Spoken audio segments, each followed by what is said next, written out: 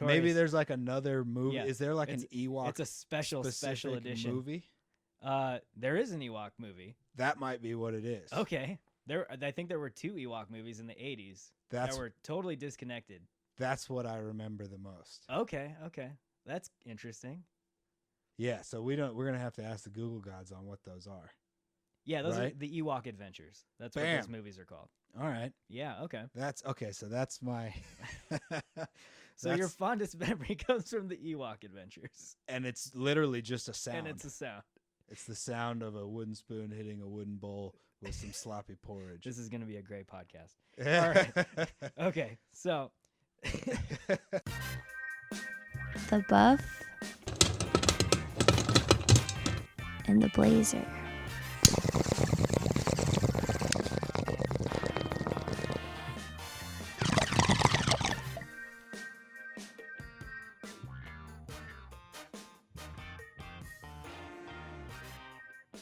welcome to the Buff and the Blazer podcast, episode 2. Today we're going to hammer out what has become a pretty controversial film. Star Wars Episode 9, The Rise of Skywalker, directed by J.J. Abrams, starring Daisy Ridley, Adam Driver, John Boyega, Oscar Isaac, and a whole large cast to boot. This is what I'm going to do. I want to hear what you thought about the movie first.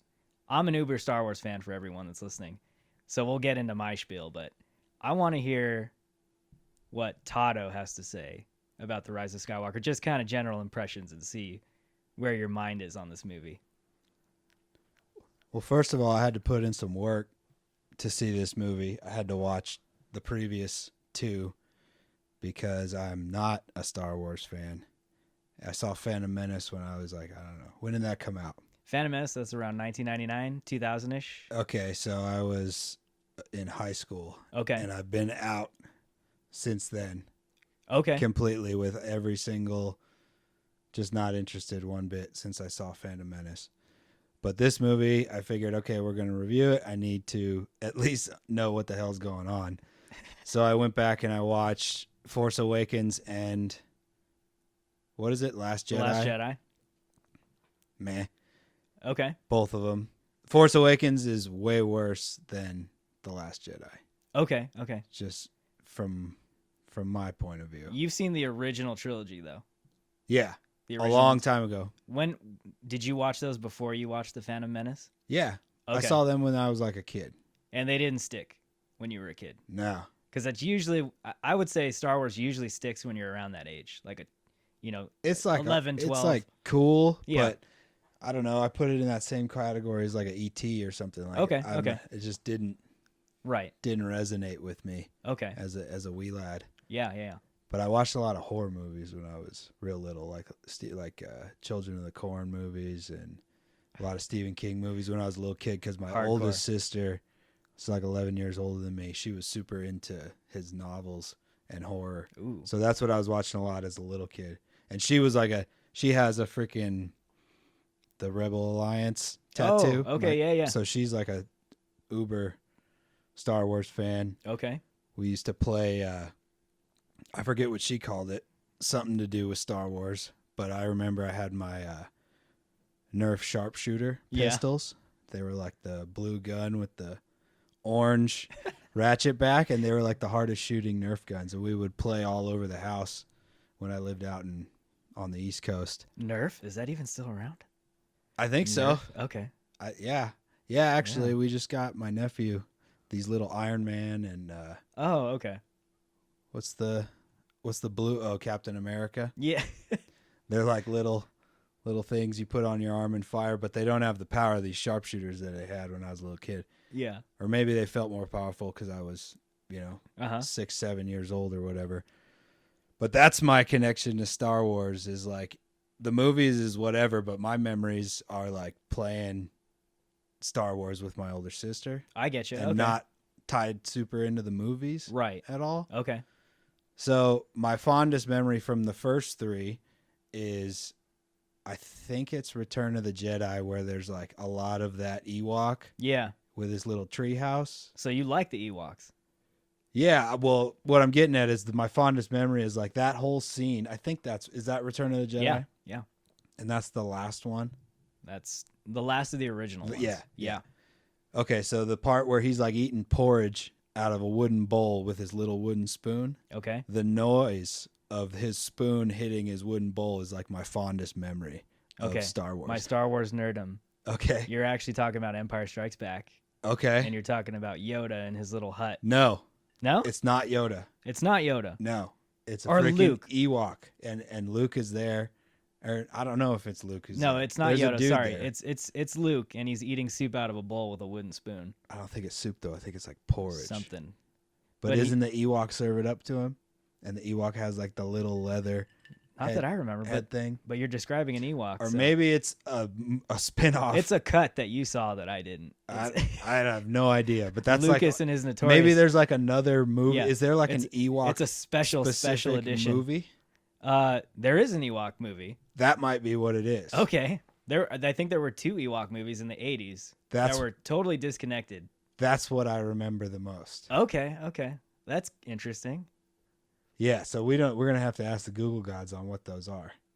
Yeah, those are Right? the Ewok Adventures. That's what Bam. those movies are called. All right. Yeah, okay. That's okay, so that's my So your fondest memory comes from the Ewok Adventures. and it's literally just a sound. And it's a sound. It's the sound of a wooden spoon hitting a wooden bowl with some sloppy porridge. This is going to be a great podcast. All right. Okay, so back to Rise of Skywalker, though. For you, where does Rise of Skywalker rank in this new trilogy? It's second. Second, okay. Yeah. So for me, Force Awakens totally sucked.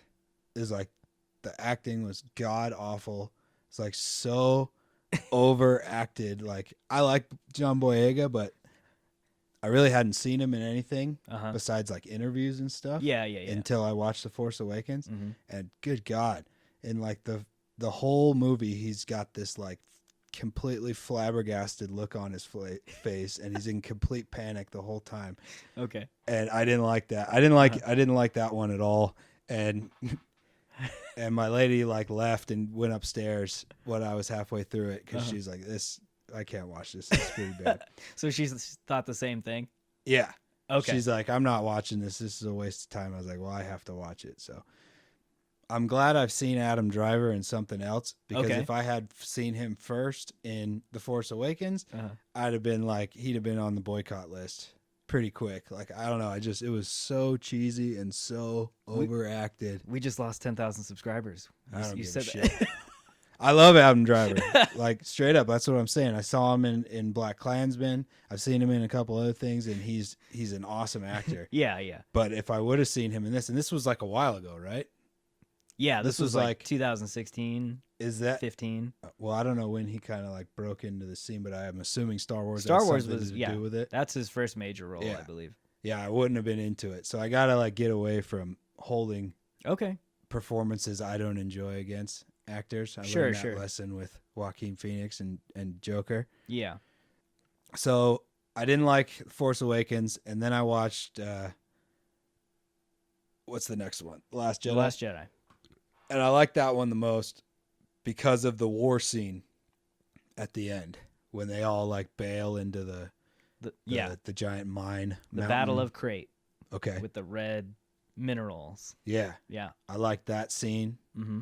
I liked his fight with Ghost Skywalker Right. out in front of all the battleships and stuff. I thought that was dope. Okay, cool. I did like that a lot. And I thought the CGI in that one was way better.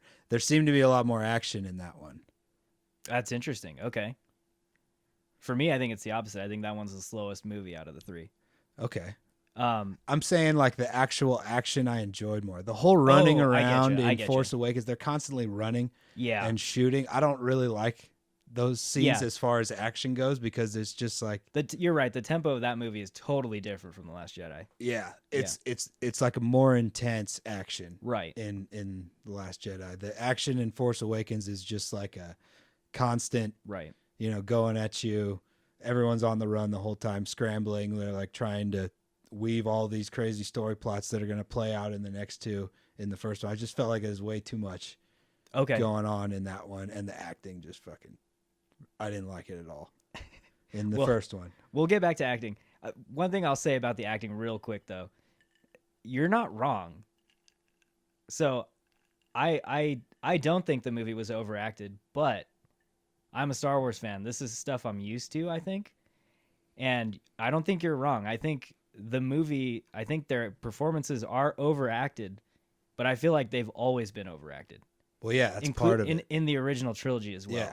I think that's just that's what Lucas set up, I think, in the original Yeah, movies. and obviously they're all total professionals, and they're Right. being directed Right. to put that Exactly. much face into every Yeah. fucking scene. But it's interesting But- to hear you say that, because I don't ever, so many people are already have been exposed to Star Wars for so long that you just don't hear stuff like that from someone on the outside too often. So it's kind of interesting to hear you say that, because I totally agree with you. The performances acting wise are very over the top, Yeah, but I feel like it's too that's much. kind of the style. It's just too much. Yeah. So that's super interesting. So you watched episode 7 and 8. What did you think about where the story ended up After the second one, after episode or 8, where it ultimately ended up at the end? I mean, super cliche. Like the good guys get away and freaking live to fight another day. Right? Star Wars. You know, it's hopelessly predictable. Okay. You know, Yeah. and like the whole when he kills homeboy Han Solo at the end, it's like that's insanely predictable. Mm-hmm. And it's cool. Like you gotta kill some people off. Are you talking about episode 7? Yeah. No. 8. No. Well, you said kill In Han Return Solo. of the Jedi, or fucking what is it? The Last Jedi, the one where he kills freaking Harrison Ford. Okay, so that's episode 7. The Force Awakens. That's the Force Awakens. Mhm. Oh, When Kylo Ren kills off Han Solo, his father. okay. Episode 7. Yeah. See, like I said at the beginning, Yeah. you're gonna have to call me out on Sure, it's fine. my memory because it's all smashed No. into Yeah, it's fine. whatever 8 hours that I put. Right. Now, how long are they? They're like 2.5 hours each. 2.5 hours each, roughly. Yeah. Yeah, so like 7.5 hours Oh, yeah. total. Right.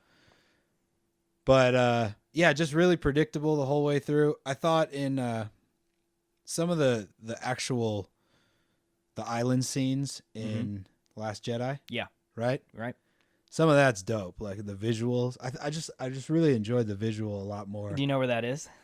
Let me guess. New Zealand? No. So that's an island called Skellig Michael Island, and that's off the coast of Ireland.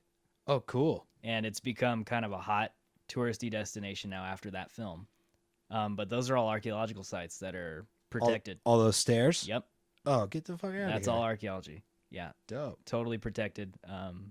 But I do know they have a lot more visitors now because of that movie.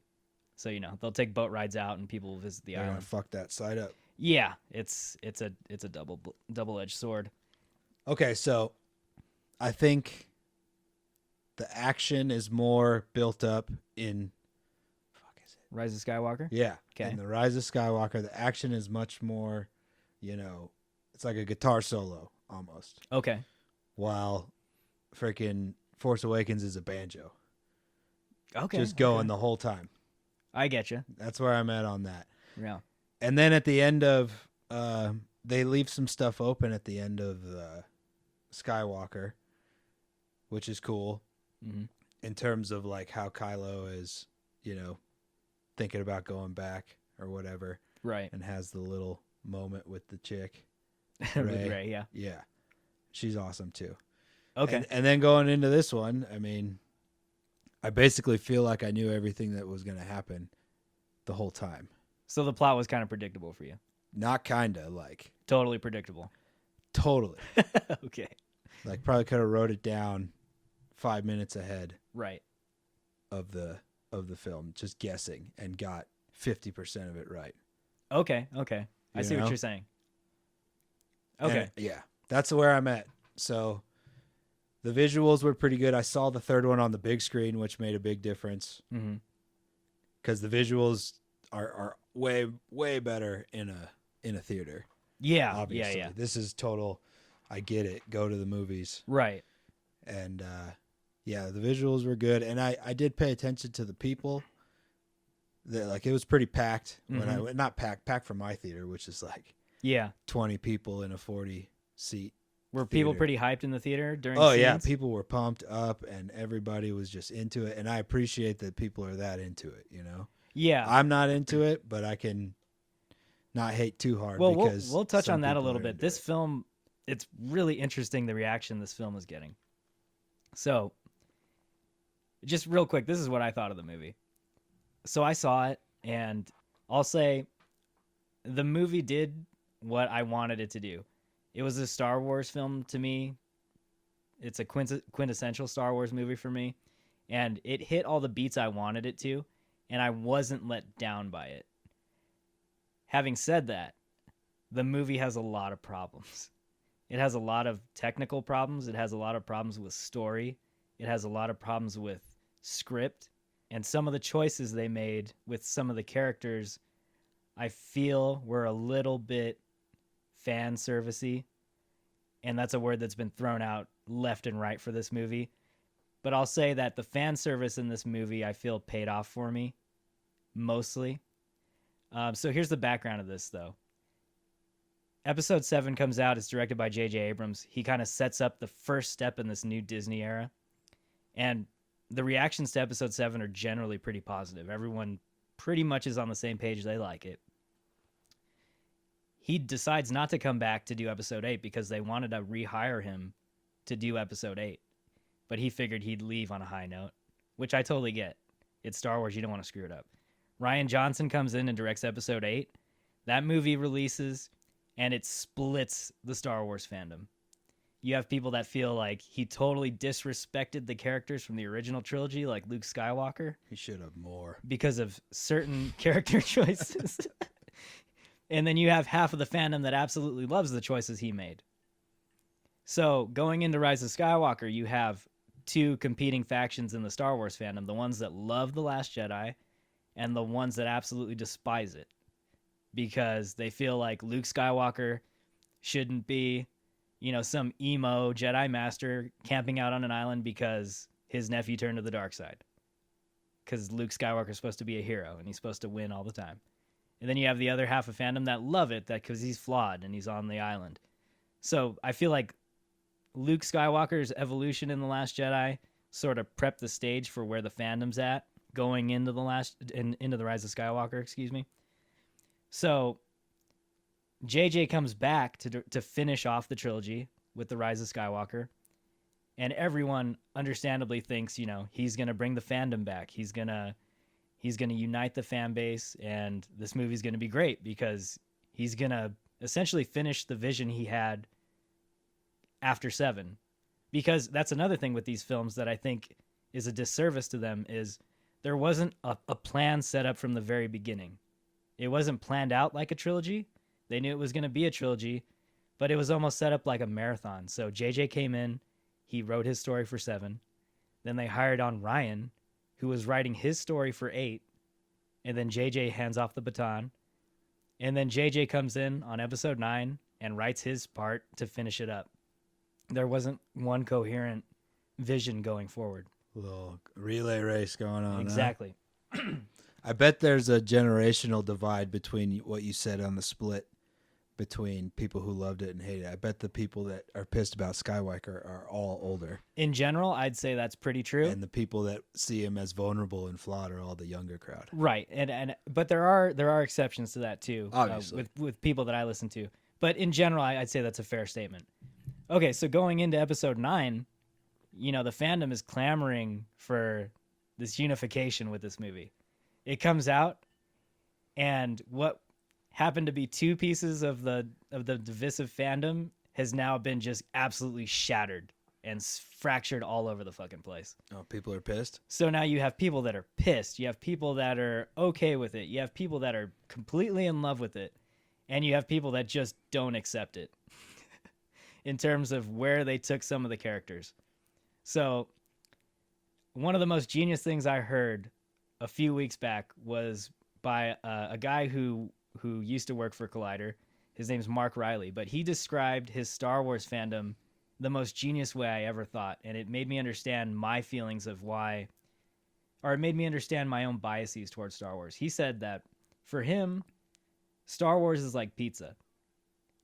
He loves pizza. I love pizza. I love pizza. For him, there's good and bad pizza. But if it has cheese, if it has sauce, if it has crust and a topping, it's edible for the most part. And it's pizza, and you'll get some kind of kick out of it. For me, that's what The Rise of Skywalker was. It's pizza. It's maybe not the best slice of pizza I ever had, but it has crust, it has cheese and the sauce and the toppings. Is it like a frozen pizza? Like a DiGiorno? I'd put it up with the bruschetta. I like the bruschetta. All right. But, it's not the New York slice, authentic pizza that I got with Empire Strikes Back or anything like that. Okay. But it had all the elements I wanted from a Star Wars movie. And on that level, it worked for me. So it's just meh? Not even so much meh. I liked it. And I liked it. I would rank it over all 3 of the prequel movies. Well, I haven't seen 2 of them, so I can't really chime in. Okay. But that's an episode for a different Phantom time. Menace, the only thing I remember liking was the Darth Maul double saber shit. Yeah, for me, that was actually one of the first experiences. That fight scene was dope. Yeah. Well, with the prequels, episode 3 was one of the first Star Wars movies I went into, and I was disappointed. I was let down. This movie, I didn't have any of those feelings for. Okay. I wasn't let down at all. Well, yeah, it that kind of falls in with what I was saying with being like hopelessly predictable. Like it's kind of it's exactly how you have to write that movie, right? Yeah. To try and please an already divided that's fan the thing. base. I think this movie was extremely cautious because they knew the state of the fandom going into it. So they felt like we're going to have to do certain things that we feel all the fans are going to like. And the crazy part is that because they did that, some fans can't stand this movie. So the Star Wars fan community can be kind of a pain in the ass sometimes. I was saying the other day to a friend that I think the only way you can get people on board with a Star Wars movie nowadays is you have to have a story that's totally disconnected from characters you already know. Because then you don't have this baggage going into it of expectation. This is what this character would do in this situation. Yeah. And when someone decides to do something else, you're not disappointed. Which is why I think The Mandalorian on Disney Plus is working so well. I need to watch that. I think you'd like that show. Bill Burr's in it. He's in it, yeah. And it's totally disconnected from anything of the characters you would recognize in a Star Wars movie. And I think that's why it works. Is there a lot of desert in it? I love all the desert in there the is Star actually, Wars yeah. movies. A lot of barren landscapes. Dope. Yeah, I love that shit. I think you'd like it. That's what I like the most about all of the movies, to be honest, is just like the crazy geography shots. Yeah. Yeah, and it's cool when they film on location, too, for some of that stuff. Especially in the Disney era. A lot of it's on location shooting. I mean, for me, The Rise of Skywalker worked in general. But let's get into a little bit about the plot of the movie. So it picks up from The Last Jedi. At the end of Last Jedi, we have the Resistance that's kind of decimated. It's been absolutely decimated by the First Order, and you have maybe a handful of Resistance fighters and leaders left at the end of that movie. You have Rey. You have a Kylo Ren that's set in his way now. She tried to turn him back to the good side, and he's sticking with the dark side. Luke Skywalker's gone. Spoilers. And no spoilers. And then been out for like a couple of years, right? Yeah. And then you have Leia leading the Resistance at the end. This movie picks up from that story. So in terms of where the movie picks up and how it develops, how did the story work for you in The Rise of Skywalker, taking into account what happened in 7 and 8? I mean, it just went exactly down the path that I thought it was going to go down. They're going to have some, insurmountable thing, and they're going to be down and out. The fleet was dope, like the evil fleet. Yeah, the Sith fleet. Yeah, I liked that. Okay. I would have liked that, seen that in action. But yeah, I mean, the story just went exactly where I thought it was going to go the whole time. Like, so you pretty much knew Rey was going to stay, good the entire movie? Of course. Okay. She's on the poster, dude. Okay. Of course, Yeah. I was hoping, spoiler alert, I was hoping Kylo would stay bad. Oh, okay. The whole time. I didn't like that he turned. Yeah, you're definitely not alone there. I wanted him to stay bad, and I'll get to how I would have ended it. Okay. In terms of the story for me, I was kind of surprised with some of the choices they made. First off, well, let's just say this. We'll get into characters a little deeper, but in generality, I was surprised that they involved Palpatine, Emperor Palpatine, so heavily in the movie. I thought it was a genius idea for them to bring him back, but I felt like the way they did it in the story was a little shoehorned. Is it the same actor? The same actor. Oh, that's cool. In the prequels and in Return of the Jedi. Oh, that's cool. So that's cool. I get that he's an overarching villain, even though he supposedly dies in Return of the Jedi. But I felt like it kind of connected each of the trilogies by bringing him back, which I think is what they were going for. But I feel like the way they brought him back, he was just kind of there. They didn't really explain it. He was just kind of like, I'm back to destroy the galaxy and seek my revenge.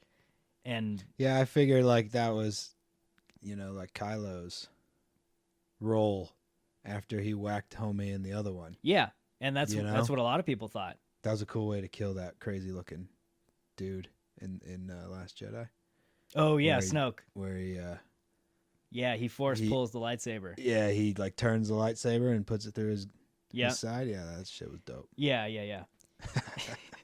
The other thing too with this film that I appreciated with the plot is how quick it is. So I feel like this movie, it doesn't really slow down. It's just a steady paced action. It goes and it stays at one level and it's just action. I don't feel like there was one part of the movie that got real slow at all. And a lot of people have made the criticism that they don't like the pacing of the movie. For me, it kept me engaged because in a lot of the Star Wars movies, there's moments where, there's not a whole lot going on screen, which I think works in movies like Empire Strikes Back or even The Last Jedi. But I kind of found it refreshing in Episode 9 that the pacing was so fast because it kept me on the edge of my seat for the most part of the movie. How did the pacing work for you? It was good. The slowest part of the movie, I actually got up and took a piss. Okay, which part was that? When Ghost Luke came back to... Oh, really? Yeah. Okay. I missed whatever happened right there. Dude. Probably like the most important lines in the movie.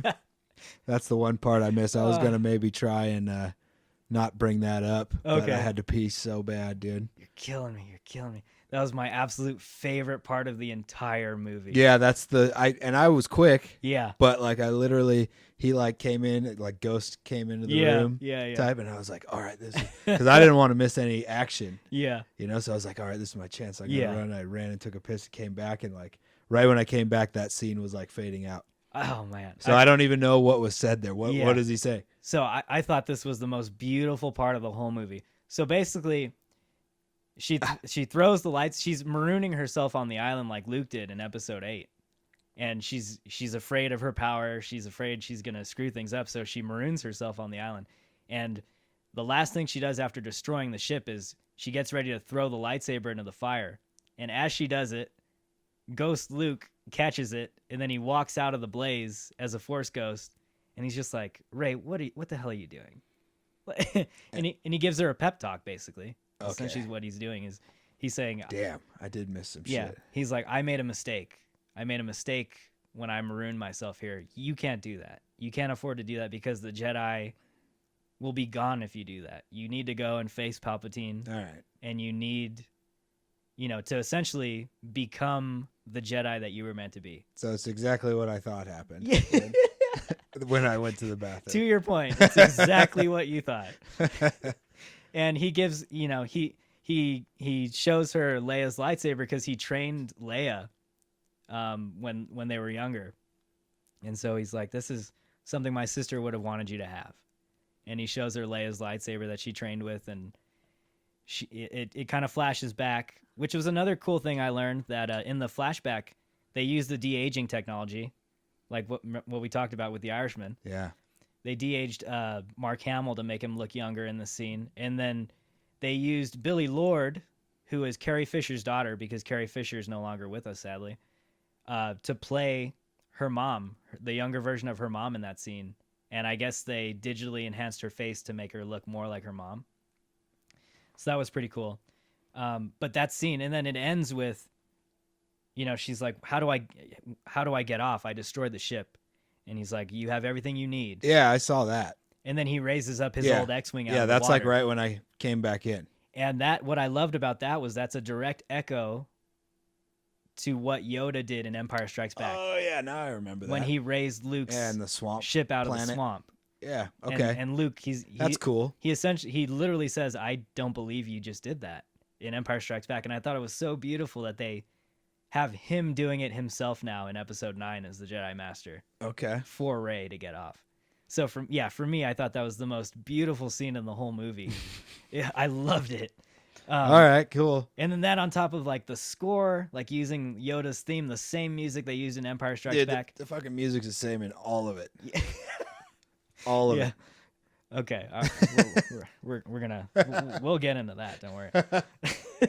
But yeah. So those are the callbacks I really appreciated in The Rise of Skywalker, and they totally worked for me.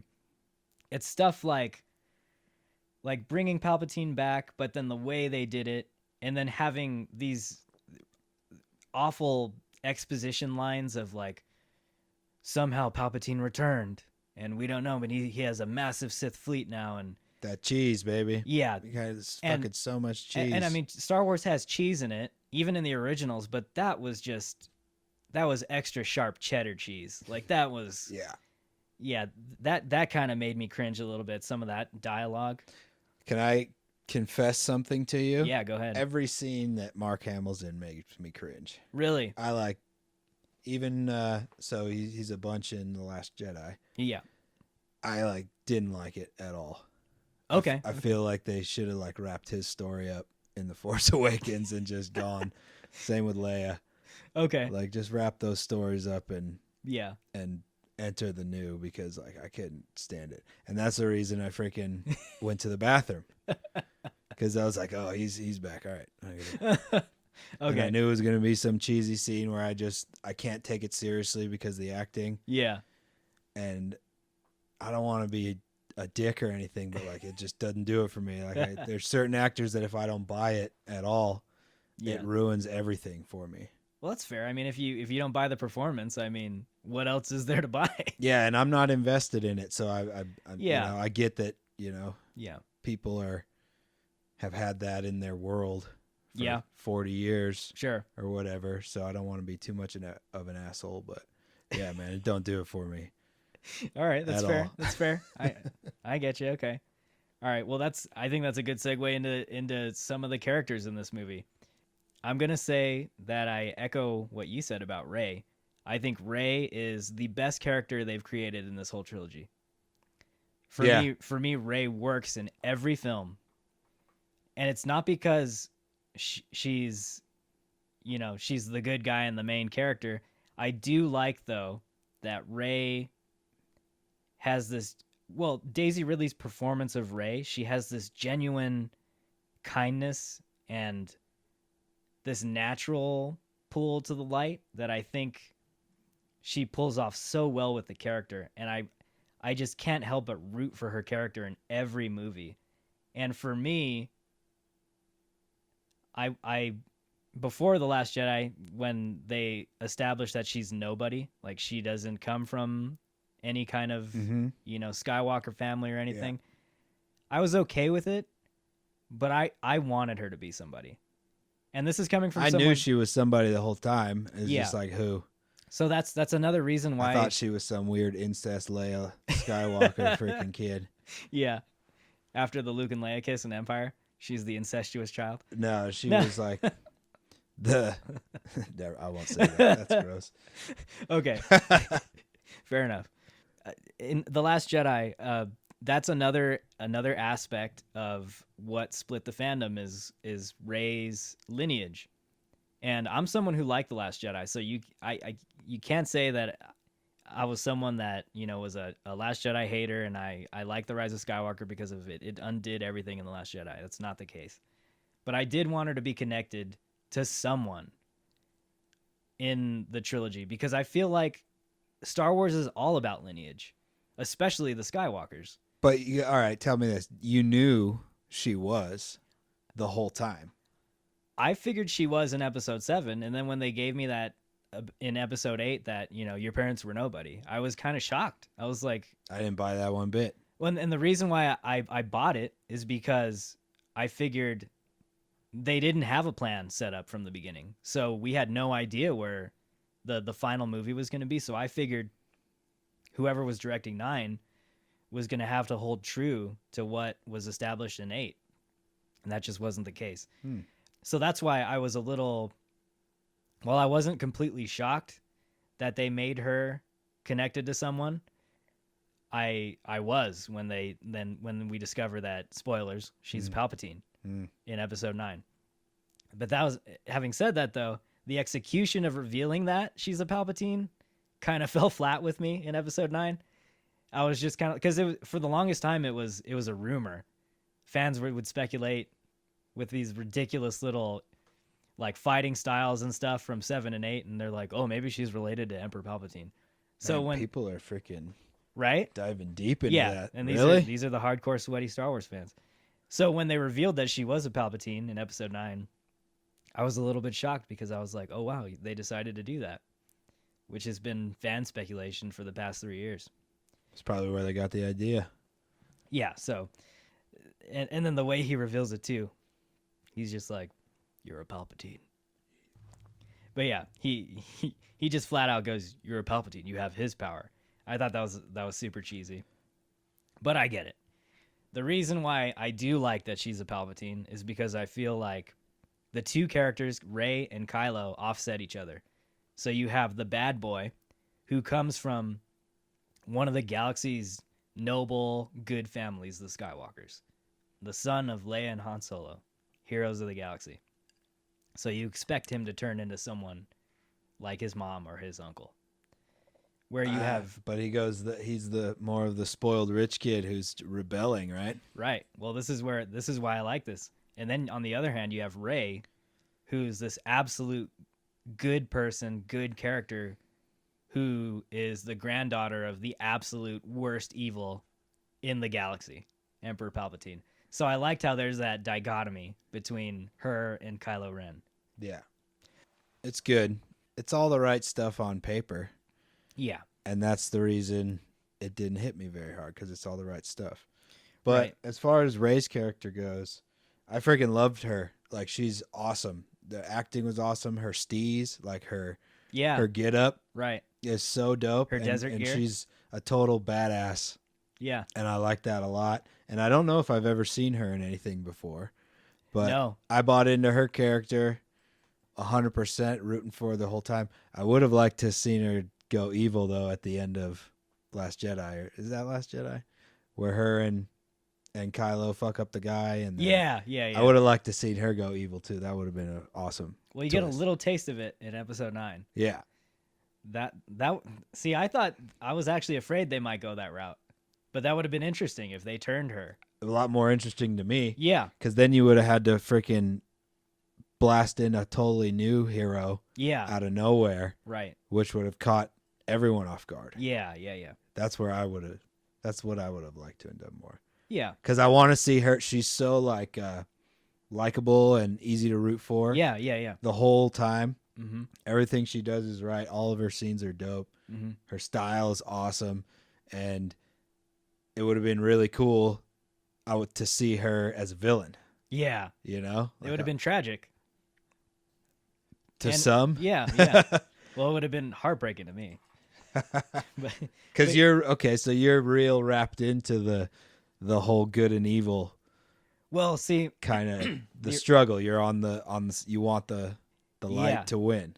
and that's what I say. These movies, Lucas said himself that these movies are made for people that are 10, 11, 12 years old. Well, that's That's where I was going to get to at some point. Like they're little kid movies. They're literally, it's the struggle between good and evil. Yeah. It's a very simple story, a very simple concept wrapped up in space. Yeah. It's a fantasy. And that stuck with me. One of my earliest memories as a child was watching Star Wars on TV. And from the very first viewing I ever had with Star Wars, I immediately was hooked. It just something grabbed you, yeah. Something grabbed me, and I thought it was one of the most amazing things I had ever seen. This was like 1992, 93. I absolutely wore out those VHS tapes. I knew each movie like word for word from start to finish in each of those movies. The first A New Hope just totally caught me at that age. And so a lot of my interpretations of these new films are kind of biased because of having that history with these characters. Rey works for me in this new sequel trilogy. She's become one of my favorite characters in Star Wars. I thought what Daisy did with the character, the way the character was written, totally worked for me. So her performance for you, was that one of the ones that you didn't find super cheesy? She was the only one I bought into. The only one. Boyega I liked in this one. In Rise of Skywalker. Yeah, he was in it way less, and he was much more of an adult in this. Yeah. And he was like, and that's part of his character. He's matured into like, a higher ranking member of the Rebel Alliance or whatever. Yeah. So I liked him. But Rey's character, she's my favorite, bought in 100%, root for the whole time. She was my favorite character by far in all of it, counting the first 3 and the wooden spoon from the Ewok movie. Okay, she's my favorite in all of it. She's awesome. Cool. Yeah, she's awesome. And that little Babu Frick. Yeah, the little dude that resets C-3PO. Yeah, that was like, I was like literally laughing at that. I like that the most out of this movie for sure. It's the highlight of it for me. Cool. And that's played by someone, right? Yeah, it's voiced. That little robot person. It's voiced by somebody. Excellent little Shirley character. Henderson. Shirley Henderson. Okay, great. We occasionally hell of a job, Shirley. You made me chuckle. Made my $12.50 worth it. She definitely got a lot of laughs in the showings I went to. Let me ask you about Emperor Palpatine. So when they brought him back, did you recognize who he was? Yeah. So you knew who he was? Yeah. Did you find it weird that he was back? Did that work for you? If I remembered how he disappeared, then maybe. But the fact that it's like, oh, that's the dude from the earlier one when he was a bit paler in the earlier ones. He's a bit pastier. But does he die or something, or does he get fucked up at the end of? I'll refresh your memory real quick. It's actually a huge part of the story. Return of the Jedi. So Darth Vader is redeemed because he stops the Emperor from electrocuting his son to death. I remember that. So he picks him up and throws him off the catwalk and essentially brings balance to the Force by destroying the Emperor and destroying the Sith and turning back to the good side. So the last we see of the Emperor is literally him falling down the shaft of the Death Star. And then the rebels blow it up to smithereens and he's gone. So that's why I asked, did you find it weird that he was back in episode 9? All right, so I might have just like had a light bulb go off in my head when you said that. Okay. In number 8, yes, when the ship blows up and they all get sucked out of the cockpit. Yeah. Near the end, and Leia's like dead, but she Force gets herself back into the thing. Mm-hmm. Is that kind of just telling you a little sneak foreshadowing on how Palpatine got away? That's interesting. I haven't heard that. The only reason I'm going to say no. Probably would only think of that if you had no idea and weren't invested in any of it. Well, the only reason I find that weird is because after he falls down the pit, Luke gets the hell off the Death Star and they blow it up. So not only did he fall down to the bottom of the Death Star, but then after that it explodes. So you figure he's good as dead. That's why I was like finding it interesting that they didn't really go into explaining or into great detail to explain why or how he came back. But and by the way, if you're going to have a ship blow up, and people get sucked out of a cockpit. You can't have the ship next door with a giant garage door that's just open and people flying in and out. All right? Like, I know you said you got to just buy into the fiction and you don't have to apply any sort of physics to anything, and I get that. But like, if you're gonna have everyone get sucked out of a freaking cockpit because of the pressure, Yeah. and literally the ship that shot him has a garage door the size of a Walmart that's just open to space, and people are walking and breathing, and there's no problem. You know? Okay, fair enough. That's my. Come on now. Okay. If you're gonna go ballistic with it, don't put something real in. Just have the ship blow up.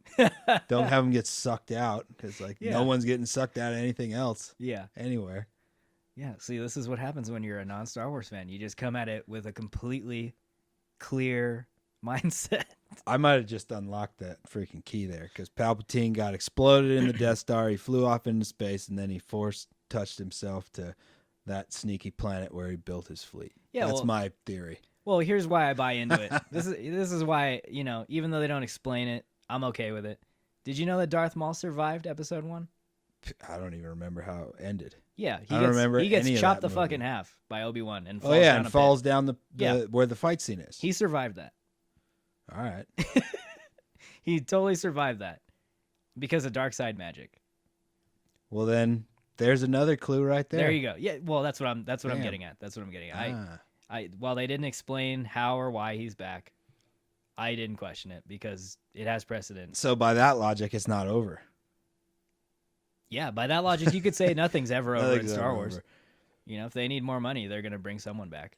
You know what they should do is they should make a movie with Rey, and she just buys a RV type of ship and just travels the galaxy. Have you seen Spaceballs? No. And she just goes and parties and drinking and fucking people up and just becomes the alcoholic Jedi. Spaceballs is literally a spoof on Star Wars, directed by Mel Brooks, and the characters of Han and Chewie in that movie go around space in an RV. All right. So there you go. Great minds. Yeah.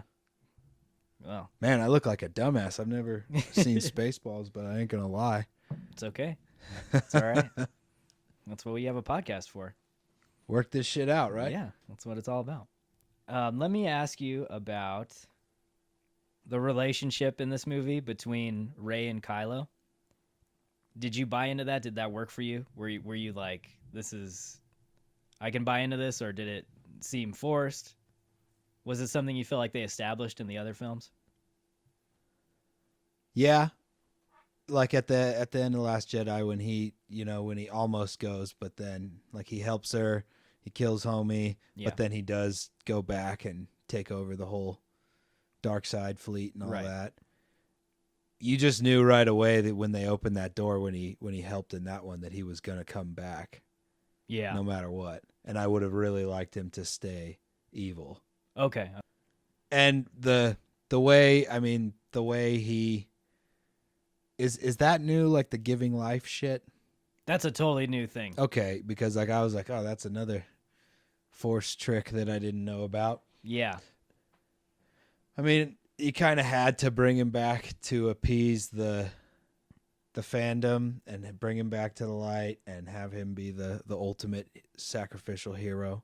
Yeah, You kind of have to. It's echoes. It's what they did with Vader in Return of the Jedi. Well, that's kind of my problem with the whole thing. It's it's basically the same storylines. Yeah. Fast forwarded a generation. Which is why I say that I feel like in order to get everyone on board, you have to move away from these characters. You have to have totally new characters separate from anything involved in episodes 1 through 9 now. That's how they set it up. It's meant to be poetry. It's meant to rhyme. Episodes 1 through 3, and then 4 through 6. Yes, it's meant to be now an 7 epic. through 9. It's the oldest story in the world. Yeah. Which is why I totally understand your criticism of it being predictable. And for a lot of people, I would say it probably was predictable. But I get it. They wanted to play it safe in this one to kind of put out the flames, only they tried to douse it with gasoline. for me, the whole Rey and Kylo Ren connection, there's this whole segment of fandom called Reylos, and they've been wanting them to fuck since like episode 7. You guys have diverged into separate tribes. Yep. It's very tribal. That's a great way of putting it. Star Wars fandom has become the absolute tribal fandom. For me, it was okay. I could have been okay either way if they didn't hook up or didn't have any kind of intimate connection at all or whatever. I was expecting Boyega and Rey. They kind of hinted that at the end to do their thing, but then the one chick pilot, she kind of steals. Oh, you're talking away. about Rose Tico. Yeah. Yeah. And I was expecting that to come back a little bit, but yeah. And well, talking about her character in episode 9, she was a little bit underutilized from episode 8. She was a brand new character in episode 8, and then she was kind of left off to the side while the main characters did their thing in episode 9. I don't know. I think Kelly Marie Tran is a pretty good actress. I think she did a great job in episode 8. So one of the major plot points in this movie that I want to get your opinion on is what happens to Rey at the very end. So essentially what happens is Rey adopts the name of Skywalker because she gets permission essentially from the Force ghosts of Luke and Leia at the end. That's probably the most divisive thing in this whole sequel trilogy, is her adopting that name and becoming a Skywalker. On top of her being a Palpatine, but I feel like the Skywalker thing is another kind of factor in the split of the fandom. Were you okay with that? I got nothing invested in it. Yeah. I get it, and it's very iconic for her to go back there. Yeah. And I like that scene a Right. lot at the end. I guess in terms of Star Wars, did it make sense that they did that? Sure. It's on the poster, right? It's called The Rise of Skywalker, right? It has to be. Okay, all right. So what they do, they pull a little switcheroo on you there, so she's an adopted Skywalker. Yeah. You know, because the whole time when she's introduced, you're like, oh, she's some weird. Yeah. She's a clone of both of them. Which was kind of another thing. theory floating around. Oh, yeah? Yeah. Okay, that's what I was getting at. Like C-3PO and R2-D2 like took samples from them and like cloned a perfect little Jedi. That's what I was thinking. Wow. You should have just fucking wrote this trilogy. You're not even a fan, and you mentioned 75% of all the fan theories out there. Really? Yeah. Well, Yeah. like I said, it's fucking Yeah. the real story is too predictable. You know, like think of anything to spice it up a little bit. Yeah. That's why I would have liked to seen Rey go evil. Yeah. That would have been dope. And then you could have brought in someone totally new, that clone that I was just talking about. Yeah. I almost thought that they were going to have an evil Rey clone fight the good Rey. I was That'd have almost been cool. I was almost expecting to see that, but it didn't happen. I'd like that. Yeah. But it's essentially the Skywalker adoption at the end of her adopting that name, that worked for me, because I felt like if the and the way they're marketing this trilogy, they're marketing it as the end of the Skywalker Saga. Well, the episode 9 is the end of the Skywalker Saga. So if this whole saga, the 9 films collectively, is the Skywalker Saga, the sequel trilogy better have a fucking Skywalker at the heart of the story. Which, I mean, you can argue that's Kylo Ren, but to me, Rey is the main character of these 3 movies. So that's why it made sense for me at least, for her to be connected to the Skywalker family somehow, some way. And in this case, they decided for her to be adopted, or to adopt the name. So I was okay with it. Yeah, I'm all good with it. Yeah. That's how you got to do it if you're gonna go the happy ending. Yeah. That's how it's got to be. Just don't add us on Twitter. Just leave us alone, please. No, these are just our opinions. Oh, But, people can get at it, dude. I don't care. Oh, they will. Don't worry. Sweet. Yeah, they will. Click it. But yeah. I ain't gonna read any of it. Just click it. So, one thing I did appreciate about this movie, though, quite a bit, is the way it was shot. It's J.J. Abrams. I mean, he makes beautiful things to look at. And there were a bunch of shots in this movie that were direct inspirations from previous movies, but then there were sequences that were just fucking awesome. Like the one I really liked was when Rey is in the desert on the planet Pisana, and you have Kylo coming in his TIE fighter, and they're that was dope. yeah, and they're Visually, that was awesome. oh man, and the ship's coming at her, and it's going as fast as you can go, kicking up all the dust, and she somersaults over it and Yeah. fucking cuts the wing off. That's one of the coolest So sequences. It's a gainer, right? Doesn't Yeah. she start running away? She and then does. pull the gainer. Yeah, That's yeah. dope, and cuts the wing off. Yeah, Yeah, I love all that stuff in the movie. Mhm. That's all I'm in there for. yeah. The visually. story I could Mhm. take or leave. Yeah, You know, I'm in there for the action and the visual. yeah, and I think that's one thing most Star Wars fans can agree with is the visuals in this movie are great. Awesome. All the end battle with all the Star Destroyers, those shots, just to see how massive that fleet is with the lightning fucking coming down. Yeah. It's man, that was fantastic.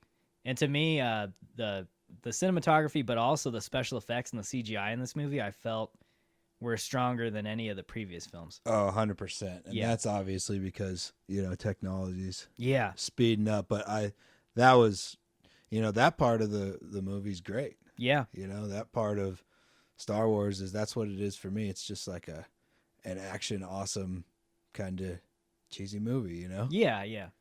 But I dig all the cinematography Mm-hmm. in this one.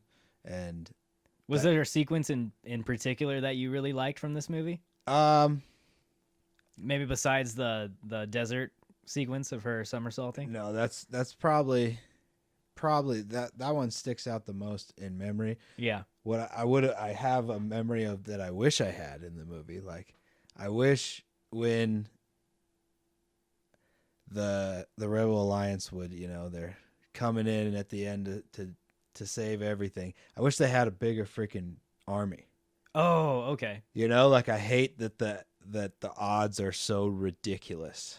Yeah. Like why can't you make their fleet be pretty awesome too? Uh-huh. People showing, I don't know. You just made me remember another criticism I had of this movie that I didn't really care for. So like you said, their fleet is super small, right? Yeah. And Lando, who they brought back in this movie, he's tasked with going out and recruiting people to get some reinforcements. Yeah. He comes back with half the fucking galaxy Yeah. in a matter of 30 minutes. Yeah. How does that happen? But it's not huge. To me, it was fucking gigantic. Oh, really? Yeah. There were ships covering the screen, like blanketing the frame. Maybe I'm remembering it wrong then. Well, at least to me, I don't know. I mean, I saw it 2 or 3 times. I just It was feel like massive. they're always so freaking outnumbered. Yeah, and I think that's You on know? purpose too. But yeah, And it's I like get so you. ridiculous. That's Yeah. the only problem I have with it. Yeah, I might have misremembered all of that. maybe. But I thought it was ridiculous that it took him 30 minutes to recruit half the galaxy to show up and fight with them.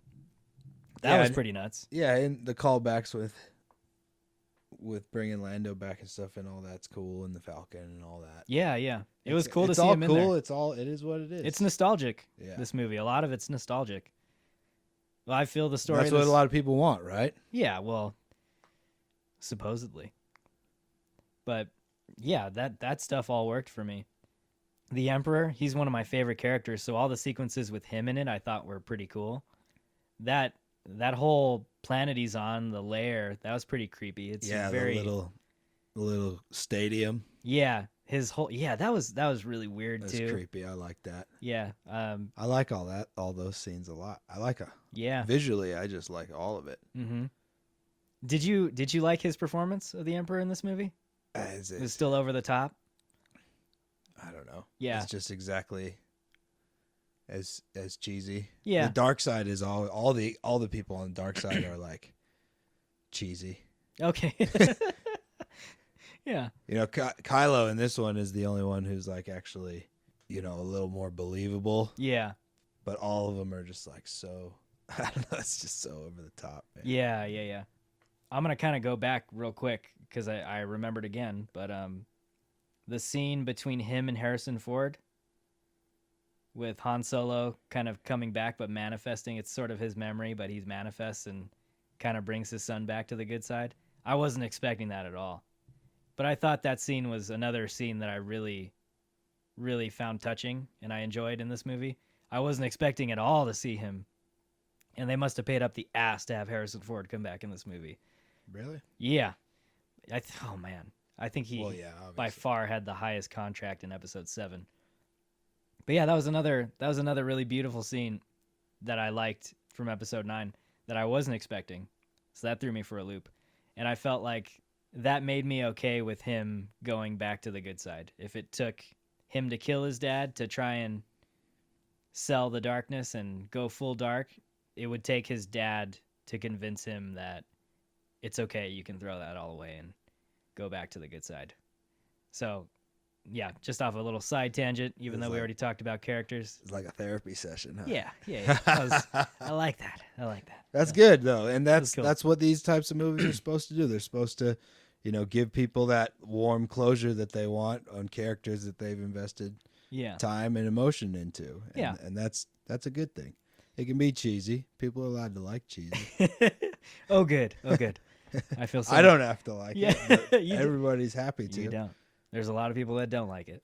I ain't gonna hate that hard though. But that's okay. Motivated enough to start breaking stuff down on why I hated it, like on Twitter and battling people and stuff. Yeah. No way. You mentioned something about the music in all these movies is exactly the same. It is. Okay, this is a good segue into the score of this movie. So for me, out of the sequel trilogy, this is my absolute favorite score. This is the best work I think John Williams has done in the sequel trilogy. And again, I'm going to say you're not wrong, because these are all themes that he established in the original trilogy, and he's going to bust them out. All the same melodies, man. Yeah. They're aces that he's going to use every time. Every time? Yeah. That's what I don't like about it. Mm-hmm.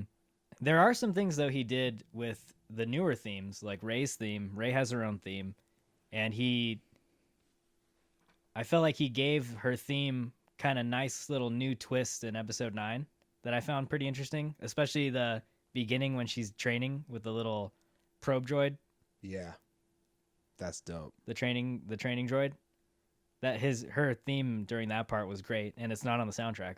It's ridiculous. But yeah, I'm hoping if there's one award that this movie could get, I would hope that it would get score at the Oscars. I would love that. John Williams is like almost into his 90s, and he's literally like the Beethoven of our time, I would say, in terms of the classical world. Yeah. Yeah. I don't think that's an understatement. He's one of the greatest composers to live in our lifetime. This movie, I felt like the score all around was great. And I'll say again, my favorite sequence in terms of visually, in terms of the dialogue, and in terms of the music was the whole scene between Luke and Rey on the island. That, like, the score totally sent that home for me and made me teary when he started doing the Yoda theme when he raised the ship up. I thought that was awesome. Well, I don't think you can get that type of emotional response from people when you do a completely original score. You have to use the old melodies. Yeah, that's part of the callbacks too. Yeah, because your ears are just a bigger part of memory as your eyes. Mm-hmm. But that's the thing for me. It's like, okay, I've heard that theme a million times, played on guitars and freaking keyboards and everything. So it doesn't move me. Yeah. It moves me to like adjust my seat. Okay. That's all. Yeah. It moved me to adjust the water coming out of my eyes. Well, that's dope then. But yeah, I really enjoyed it. I will say though that for episode 8, I felt like the Force theme, he pounded that into your brain like in episode 8. Like I got it freaking like 4 days like 4 days in a row because I was hopscotching watching the movies, not finishing them and then picking up where I left off. Okay. Just watching them as a little mini marathon. I was getting bombarded with that shit for like 4 days. It's a classic soundtrack. It's Star Wars. There are a lot of the themes you're gonna recognize and know when you watch it for those who haven't. But it's John Williams. John Williams to me is never a weak part of Star Wars. He's always one. Oh, the music's Yeah. epic, right? He's always one of the absolute, for sure, knock it out of the park aspects of Star Wars. Overall, I'm going to say I really enjoyed. I had a good time with The Rise of Skywalker. It worked for me. It hit all the buttons I needed it to hit. It gave me characters that I liked, especially Rey. It was nice to see old characters come back like Lando. And Carrie Fisher, all of her scenes in this movie were lifted from episode 7 from unused footage. And I felt like they did the best they could with it. Some of it you could tell was kind of stitched together, but it's always nice to see Carrie Fisher as Leia on screen. The music was great. I did like that they brought back the Emperor, even though I felt like at times it was really shoehorned. With Rey's arc, I enjoyed where she ended up adopting the name of Skywalker. I was okay with her being a Palpatine, but again, I felt like that was a little bit of a shocker that they gave us something that was part of fan speculation for a long time. And then obviously Kylo Ren, I was kind of expecting him to be redeemed like his grandfather, but again, I was okay with it. What I'll say is ultimately the movie didn't let me down. I went in, I wasn't let down really by anything. It didn't reach a level where I was hoping it would reach, but it didn't let me down at all. And it was, it was a slice of Little Caesar's pizza for me. It was C's, really? Yeah, it was. Come on. It was Come on, I could see you gleaming over there. It's more than no, Little I mean Caesars. it has its problems. Maybe That's what I'm saying. Maybe And some Pizza Hut or something. like the Star Wars bias, the Star Wars fan in me was pleased. Coming at it strictly from a movie making standpoint, the movie's sloppy all around. It's all right. It just has, it's clunky. There's things that don't make sense. There's shoehorns. It has its problems. So having said that, for me, I'm gonna give the movie, having liked it, I'll give it a 3.5 out of 5 buckets of popcorn for me. The movie was exactly what I thought it was going to be, but this one, seeing it in the theater visually was awesome. It's exciting, and it's gonna deliver if you see it in the theater for sure. It'll still be good on whatever big badass TV you got, but it was awesome in the theater visually. The story is for exactly going the way you thought it. Nothing caught me off guard, and it's just another Star Wars movie for me, and I don't have the same type of closure or anything because I'm not terribly invested in it at all. Sure. But Rey's character is awesome. She's an awesome actress, and there's some really funny parts in the movie. There's some pretty good action scenes, some pretty good saber fighting. And if I had to give a cheap recommendation, This is my favorite part of the show. I would probably go with a heavy indica and just kind of settle into your seat and open those eyes nice and wide. You don't need your heart rate going because it's pretty action packed, and if you're invested in it, like Drew over here, you're probably going to get emotional. So you don't want to have your heart rate going too much. I'll give it 2.5. 2.5? Loads. Okay. Yeah, as a movie. All right. Well, that's it. That's our review of The Rise of Skywalker. Go check it out. I'd recommend it in the theater as well. And have a good time. Have the best time you can watching it. It's the last of the Skywalker Saga from Disney. So enjoy. It ain't going to be the last. You know that. You're right. I can't argue. Catch you later, guys. Peace.